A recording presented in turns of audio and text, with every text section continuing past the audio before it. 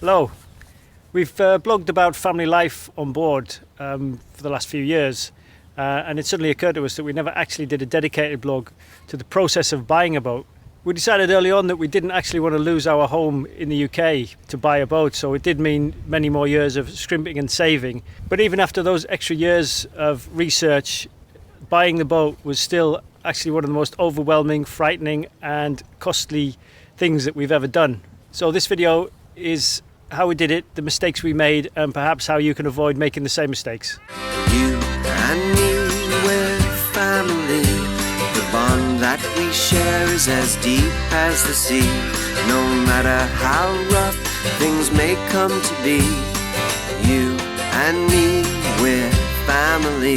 Sing ho, hey, long for the ride, ho.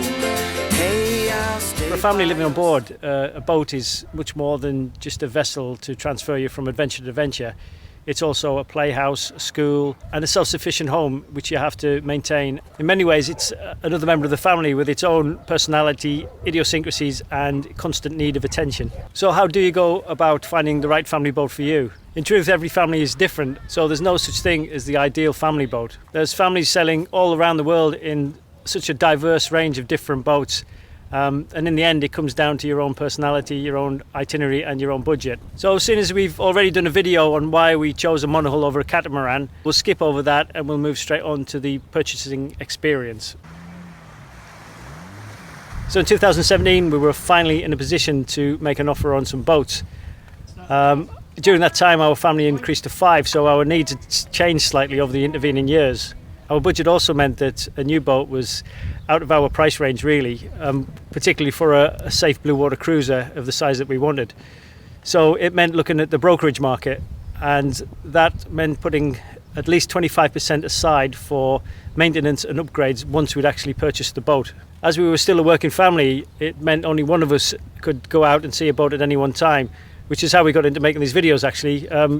I was the one who went out and saw the boats and checked them over and then made short videos to send back to Arenka to see what she thought. I put in a lot of miles and did a lot of research and travelled a lot to see these boats, but it wasn't all hard work. I usually went along with a mate, and it would be rude not to at least sample the local culture when we were there. We're only having one Arenka. One.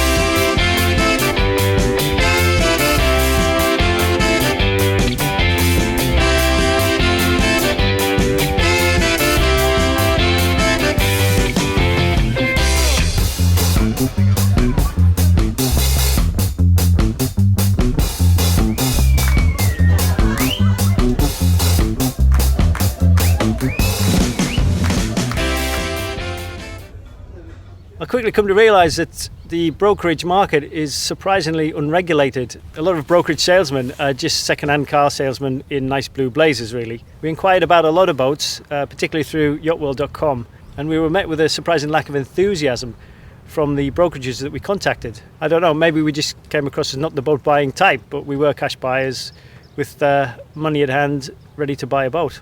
So skipping forward a bit, the first boat that we put an offer in was a lovely Nauticat, a Nauticat 521 built in 1988, which was based in Barcelona. It's a well-built boat, it's got a great pedigree and has an excellent reputation. It was an impressive boat for its age with many upgrades and in great condition, but the asking price was right on the edge of our budget. It would have meant that we wouldn't have had any contingency once we'd bought the boat, which made us very nervous. Try as I might, I couldn't persuade the owner to shift on his price. If we had gone ahead with our purchase, it would have put us in a very vulnerable financial position. We would have had a lovely boat, but if anything had gone wrong, we wouldn't have been able to do anything to it. So regrettably, we had to walk away from that sale. Interestingly, 3 years later, as we sat in the Mediterranean, that boat was still on the market for sale.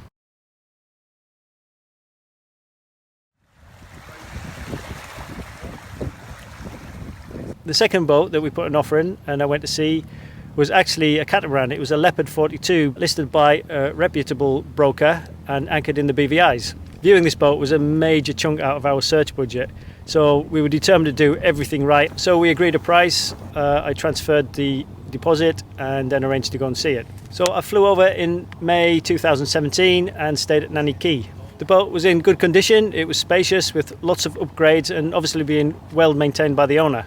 And undoubtedly a fine boat for Caribbean cruising. We had it hauled out, we had a thorough survey done on it. Surveyor's having a good look around. Found a few minor issues, nothing major yet. But we've got an hour and then the boat goes back in the water. So just going to see what comes up. We went for a test sail. The boat performed as it should as a catamaran, but I was quite surprised at how flat it left me feeling. By the time the surveyor had done his work and we'd had a chat, we talked about how we could upgrade the boat to a true blue water standard. And again, it looked as though our budget was being stretched. It's the morning after the survey.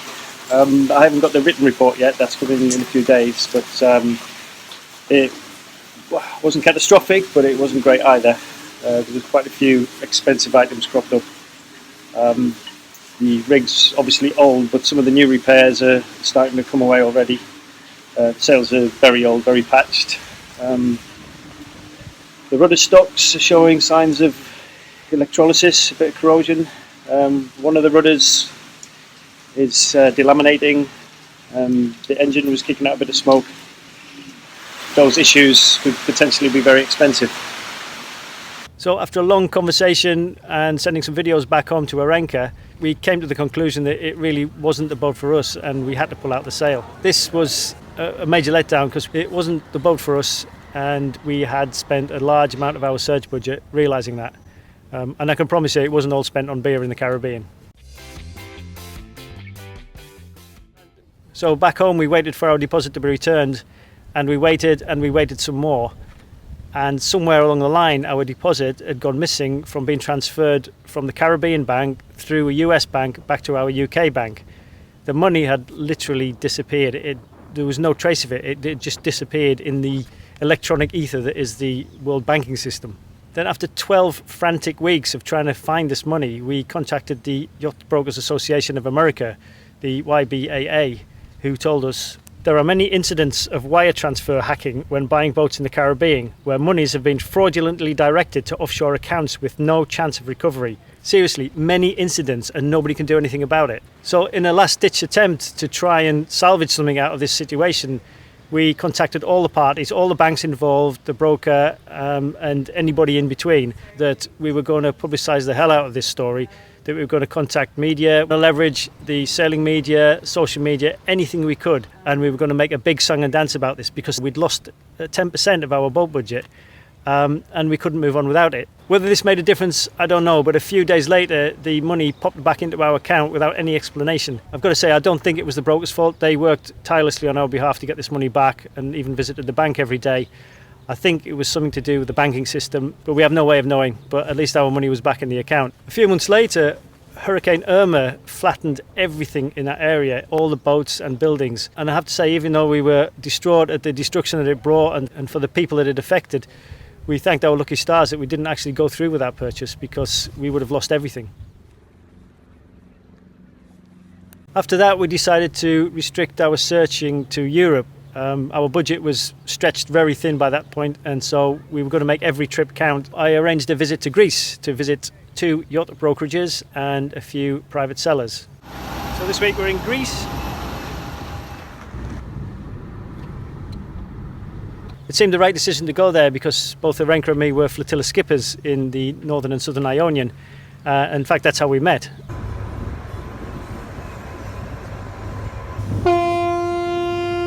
So I arranged to see quite a lot of boats, all blue water cruising boats. all in various different conditions, including a Halberg Rassie, which had way too much teak that needed attention. One oyster sold before we'd even got there. One had been taken for a weekend sale by the owner, so I couldn't actually find him. I was taken to see some right lemons as well. I mean, some brokers will insist on taking new clients to see their oldest boats on the books in the hope that they'll shift them. I mean, they were all good makes, but they all seemed to be in terrible condition. One was a Bruce Roberts design with serious damp issues, Culvert 50, more damp issues. One was a beautiful steel custom built in immaculate condition, but a broker who steadfastly refused any emails and phone calls. Again, this problem with yacht brokers who don't get back to you. I don't know whether they make a judgment on your shoes or your watch that you can afford a boat or not, but anyway, this was a boat I was very interested in, and it basically didn't go ahead because the broker didn't get back to me. In hindsight, I probably wouldn't buy a steel boat now, having been in a few boatyards and seeing how they can turn out if they're not properly maintained. And then there was this one Amel, but was somewhat tired and in need of maintenance and more than a few upgrades. But it was about 25% below market value, so it seemed quite serendipitous that it fell exactly within our budget. So after much deliberation, we did actually finally put a offer in on the Amel, subject to survey. So the survey lasted 2 days in all, which included a lift out and a sea trial. It was an old friend of ours who used to be a sailing instructor with us back in Brighton. He spent 2 days surveying the boat. We had a lift out, we had sea trials, and then waited for his survey report.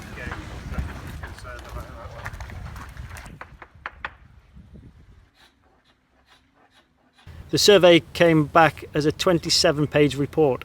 So basically we were buying a doer-upper. It was a boat with a good pedigree, with a great support network, but we were going to have to spend some time and money on bringing her up to blue water standard. There was some to and fro in over minor details, but that was it. We'd finally bought a boat.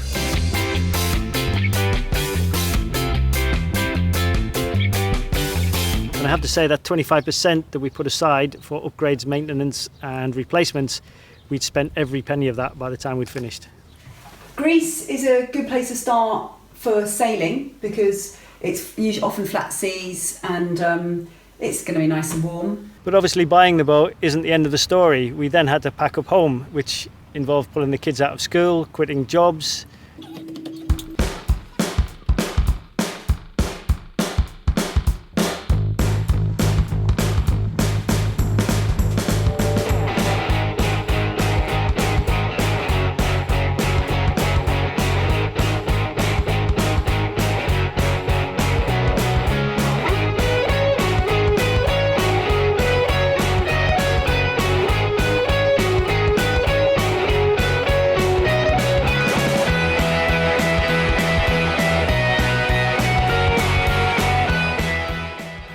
I had to close a business, which I'd only started 2 years previously and was really starting to take off.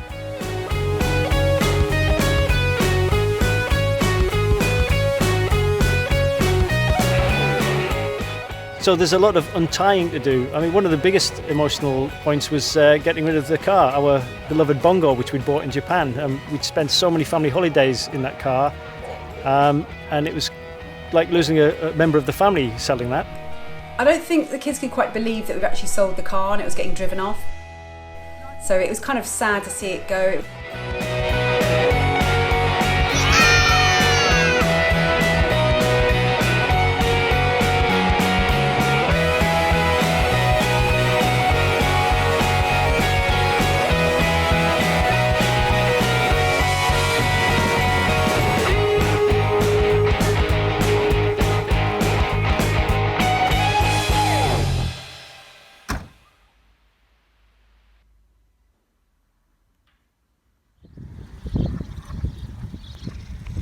So the following August, I went back and forth to Greece to try and sort everything out, try and coordinate work and get her ready for launch. There was a lot of invent to sort out. There was the engine to service. There was the life raft to service. The dinghy needed repairing. The generator was on the verge of being a write-off, so that needed quite a bit of work doing to it. The propeller needed servicing. Oils need changing. The bow thruster needed servicing. And the gas needed an upgrade to fall in line with regulations.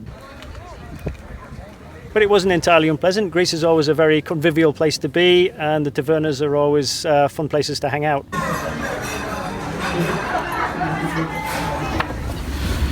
Launch day. So then I went out for a final time with a bunch of sailing buddies.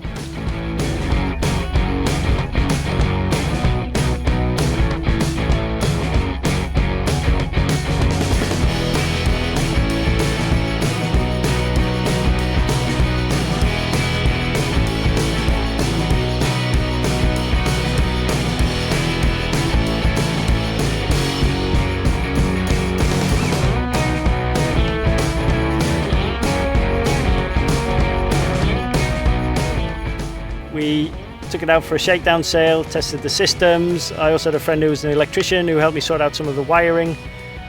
We naturally had a good time while we were there. Finally my sailing buddies left and I was left to look after the boat and basically got it ready for the family to come out in September.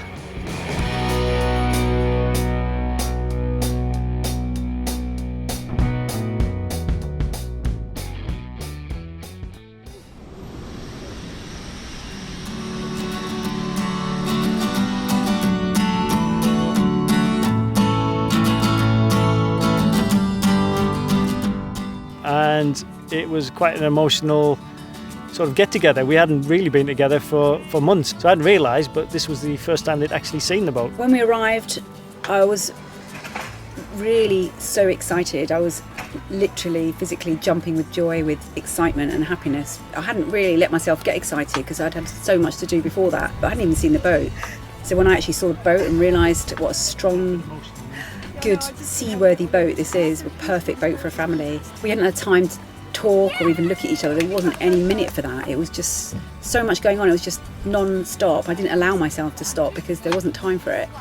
And so, you know, to think we're all together as a family and we're about to start this huge journey was such a massive achievement. I don't even know how to describe it really. It was just, we'd done it, this plan that we've been planning for over 10 years, I've been wanting to do since I was 9 years old, was finally happening. It was quite unbelievable.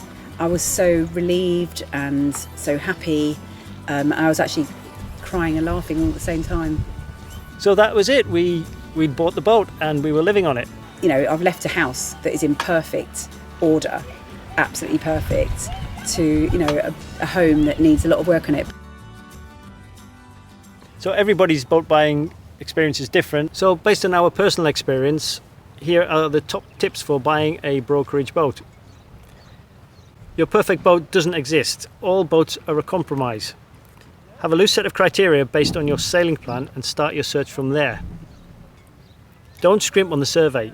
A detailed report will put you in a much better negotiating position and actually save you money in the long run. Engage a straight-talking surveyor who is familiar with the make of boat and is prepared to do a test sail and have a chat with you afterwards. Reports are carefully worded documents that cover the surveyor's legal back. An informal chat during or immediately after the survey can often be far more informative than the report. Allow at least 25% for upgrades and maintenance. Research the market value of your chosen boat, but only make an offer that allows for that 25%. Search for a boat in easy reach of your current location with a banking, VAT and legal system you understand and where buying equipment is easier. Put social media to work and crowdsource your research. Most production boats and boat systems have online owner user groups, particularly on Facebook. Join them and ask questions. Every boat seems to have its own particular problems and those user groups will know about them. DIY boat maintenance skills are essential. If you're not a hands-on person, learn or be prepared to spend a lot of money. A well-equipped boat with plenty of upgrades is worth way more than the face value of those upgrades. Sourcing and installing upgrades is a real pain. An old, well-maintained boat is better than a new and neglected boat. A good quality boat at the standard market price is better than a bargain boat at a cheap price. The exchange rate can have a huge effect on the price. Try and play the currency game if you can. Don't make long trips to see only one boat. Line up as many as you can with as many brokers as you can. Remember, at the end of the day, brokers are salesmen who work on commission and most don't even own a boat. They'll sell you a bad boat if you let them. Do your own research and never rush into a purchase agreement. The first boat we put an offer on was still on the market 3 years later. So that's it. I hope that this has been helpful. I hope it hasn't put you off. In fact, I actually hope that it's helped you somewhat if you are thinking of buying a boat. If you enjoyed this video, please give it a thumbs up. And if you want to become a patron and become part of the adventure, then visit our Patreon link in the description below. So a huge thanks to our patrons, especially in this time when your support is more important than ever. In a few months, hopefully the worst of this will all be over and we can get back to our normal blogging. But you and me will still be family. Sing ho, hey, along for the ride, boat. Hey, I'll stay by your side, ho. Hey, you'll always be alright by me. You're alright. I had to go through a fight to get it. What?